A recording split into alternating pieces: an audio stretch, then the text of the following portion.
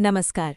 BPSC, Bihar police, SSC और railways जैसे competitive exams की तैयारी कर रहे सभी छात्रों का बिहार ज्ञान पॉडकास्ट में स्वागत है। मैं हूं आपकी गाइड और होस्ट प्रिया। और मैं हूं राहुल, आप ही की तरह एक एस्पिरेंट।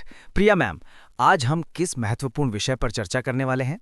राहुल, आज हम प्राचीन भारत के इतिहास की नींव रखने वाले एक अध्याय पर बात करेंगे, मगध, महाजनपद से मौर्य साम्राज्य तक। अच्छा। ये बीपीएससी और अन्य परीक्षाओं के लिए एक अत्यंत महत्वपूर्ण टॉपिक है। मैम, ये टॉपिक इतना जरूरी क्यों है? क्या आप बता सकती हैं कि परीक्षा में इससे किस तरह के सवाल आते हैं? अच्छा सवाल है। देखिए, मगध भारत का पहला महान साम्राज्य था।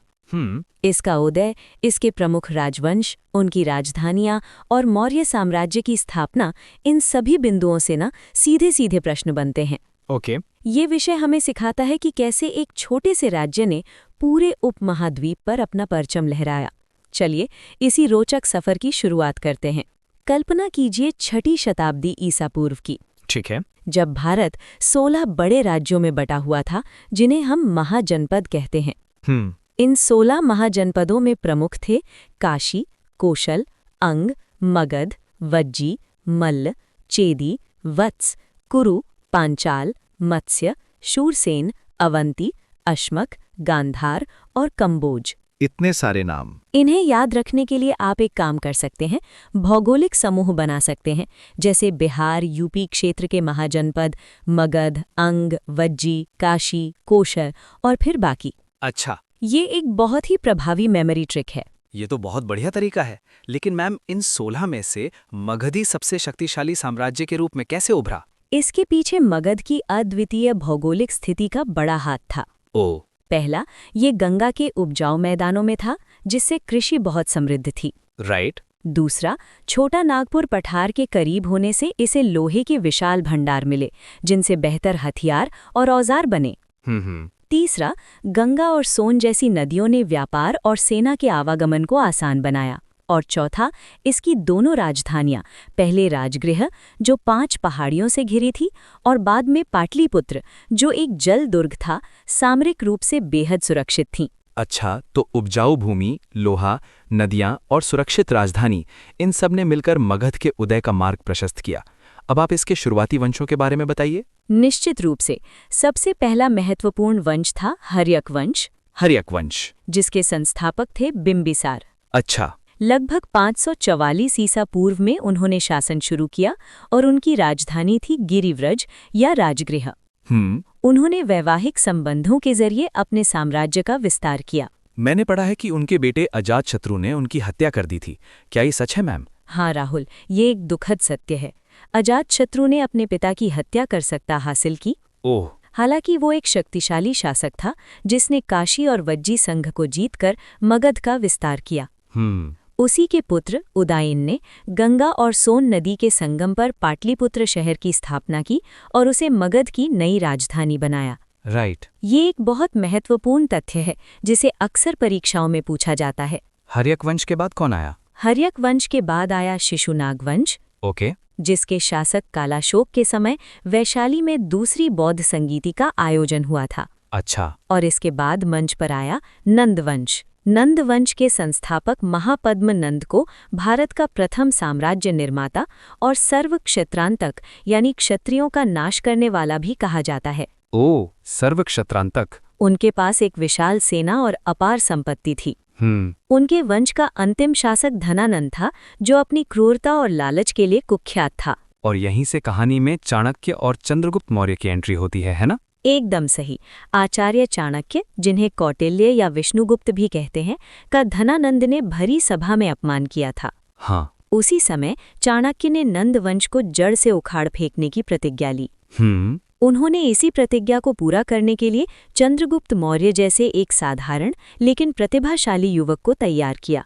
और फिर चाणक्य की कूटनीति और चंद्रगुप्त के शौर्य ने मिलकर 321 ईसा पूर्व में नंद वंश का अंत किया और मौर्य साम्राज्य की स्थापना की। बिल्कुल, मौर्य साम्राज्य का विस्तार पिछले सभी वंशों से कहीं ज्यादा था। हाँ। चंद्रगुप्त ने लगभग पूरे भारत को एक राजनीतिक सूत्र में पिरो दिया। वाह। पाटलिपुत्र इस विशाल साम्राज्य की भव्य राजधानी बनी रही और यहीं से पूरे भारत पर शासन चलता था।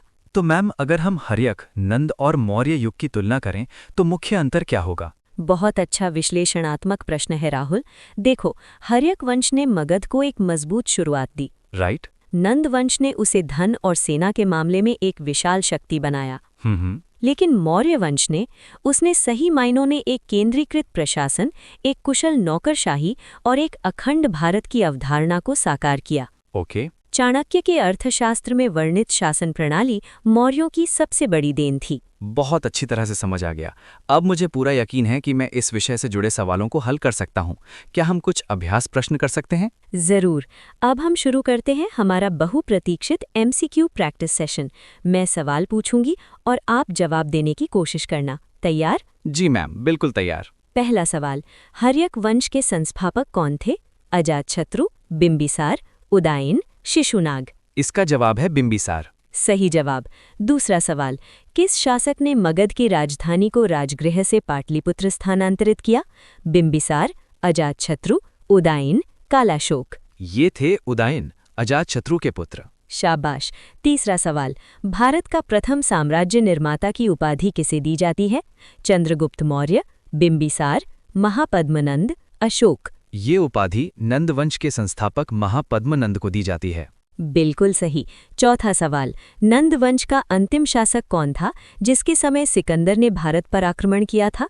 महापद्मनंद, कालाशोक, धनानंद, नवनंद? सिकंदर के समकालीन थे धनानंद। एक्सीलेंट। पांचवां सवाल, मौर्य साम्राज्य की स्थापना किस वर्ष हुई थी? 326 ईसा पूर्व, 321 ईसा पूर्व, 305 ईसा पूर्व या 298 ईसा पूर्व? ये ऐतिहासिक वर्ष था 321 ईसा पूर्व। सही है। छठा सवाल, चंद्रगुप्त मौर्य के गुरु और प्रधानमंत्री कौन थे? पाणिनि, पतंजलि, चाणक्य, अश्वघोष? ये तो सर्वविदित है, चाणक्य, जिन्हें कौटिल्य या विष्णुगुप्त भी कहते हैं। परफेक्ट। सातवां सवाल, दूसरी बौद्ध संगीति किस राजा के शासनकाल में आयोजित हुई थी?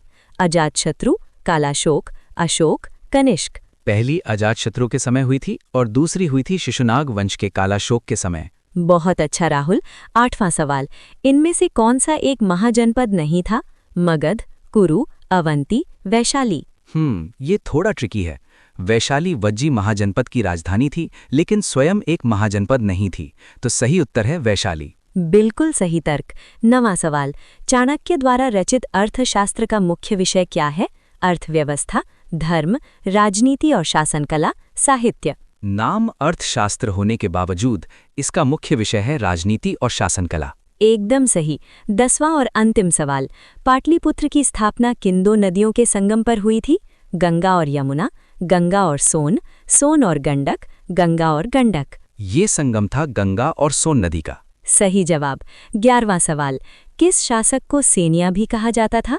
अजातशत्रु, चंद्रगुप्त मौर्य, महापद्मनंद, बिंबिसार? स्थायी सेना रखने के कारण ये नाम बिंबिसार को दिया गया था। शानदार। और आज का अंतिम 12वां सवाल, सिकंदर के आक्रमण के समय उत्तर भारत में किस राजवंश का शासन था? हर्यक, शिशुनाग, नंद, मौर्य? जैसा कि हमने पहले भी डिस्कस किया, सिकंदर के समय मगध पर नंद वंश का शासन था। शाबाश राहुल, तुम्हारी तैयारी बहुत अच्छी दिशा में है। अब चलते हैं हमारे अंतिम और सबसे महत्वपूर्ण खंड, रैपिड रिवीजन की ओर। जी। परीक्षा के लिए सभी वंशों के संस्थापक, अंतिम शासक और राजधानी परिवर्तन की एक सूची बना लें। ओके। कौन सा शासक किसका पुत्र था, ये क्रम याद रखें। बिंबिसार, फिर अजातशत्रु, फिर उदयन। राइट। दूसरी बौद्ध संगीति कालाशोक, ये तथ्य याद रखें। जी मैम, मैं ज़रूर एक टाइमलाइन चार्ट और फैक्ट शीट बनाऊंगा। आज का ये सत्र मेरे लिए बहुत फायदेमंद था। सभी कंसेप्ट्स अब क्रिस्टल क्लियर हैं। आपका बहुत बहुत धन्यवाद। ये मेरा सौभाग्य है राहुल। सभी श्रोताओं को उनकी परीक्षा के लिए ढेरों शुभकामनाएं। शुक्रिया मैम। याद रखें, निरंतरता ही सफलता की कुंजी है।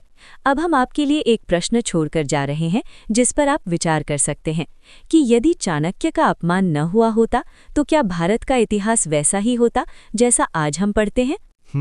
जरूर सोचूंगा। इस पर सोचिएगा जरूर। अगले एपिसोड में फिर मिलेंगे। जय हिंद।